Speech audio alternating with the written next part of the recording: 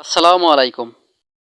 প্রিয় কৃষক ভাইয়েরা, বিডি ফার্মার চ্যানেলের পক্ষ থেকে আমি এস এম রঞ্জু। আজকে আমি আপনাদের করলা চাষ সম্পর্কে আমার নিজের অভিজ্ঞতা থেকে গুরুত্বপূর্ণ বিষয়ে আপনাদের সাথে আলোচনা করব। আপনি যদি আমার চ্যানেলটিকে প্রথম দেখে থাকেন তাহলে চ্যানেলটিকে সাবস্ক্রাইব করুন এবং নিয়মিত কৃষি বিষয়ক বিভিন্ন রকম পরামর্শ পেতে আমাদের সাথেই থাকুন। প্রিয় ভাইয়েরা, করলা চাষ করার ক্ষেত্রে গুরুত্বপূর্ণ বিষয় সবথেকে বীজ নির্ধারণ।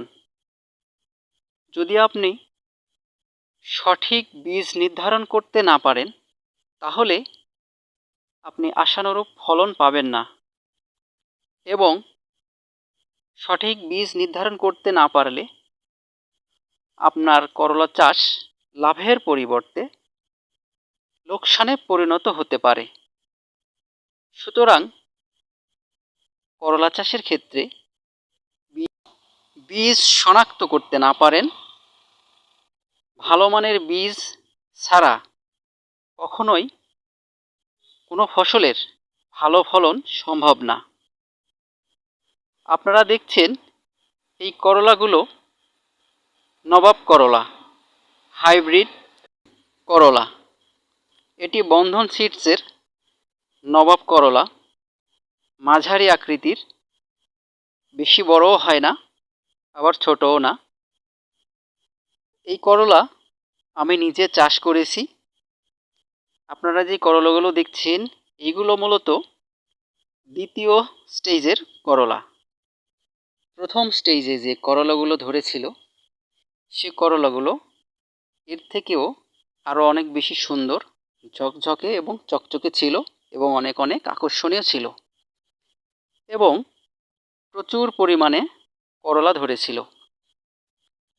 তো যে কোনো কারণবশত প্রথম স্টেজের করলার ভিডিও রেকর্ড করা হয়নি। তারপরেও আপনারা যে করলাগুলো দেখছেন এইগুলো দ্বিতীয় স্টেজের করলা হলেও অনেক সুন্দর। সবথেকে বড় কথা হলো আপনি যে করলা চাষ করবেন এই করলার গাছ দীর্ঘমেয়াদী কিনা এই বিষয়টা অবশ্যই জরুরি।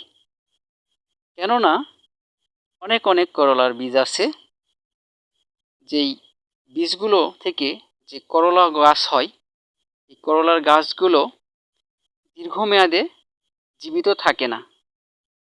করলার গাছ যদি দীর্ঘমেয়াদে জীবিত থাকে সেই ক্ষেত্রে আপনি ফলনও দীর্ঘমেয়াদে পাবেন, কারণ করলা দীর্ঘ সময় ধরে উত্তোলন করা যায় এবং দীর্ঘ সময় গাছ বেঁচে থাকলে অবশ্যই আপনি দীর্ঘ সময় ধরে করলার উৎপাদন পাবেন। তো আমি কয়েকটি জাতের করলা চাষ করেছিলাম।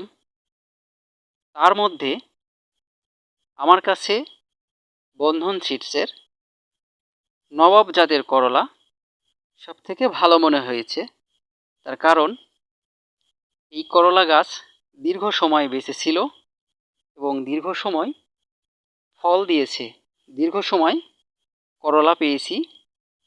সুতরাং আপনারা যারা করলা চাষ করতে চান আমি তাদেরকে পরামর্শ দেব যে কোনো রকম আজে বাজে টাইপের করলা বীজ সংগ্রহ করে করলা চাষ না করে আপনারা নবাব জাতের করলা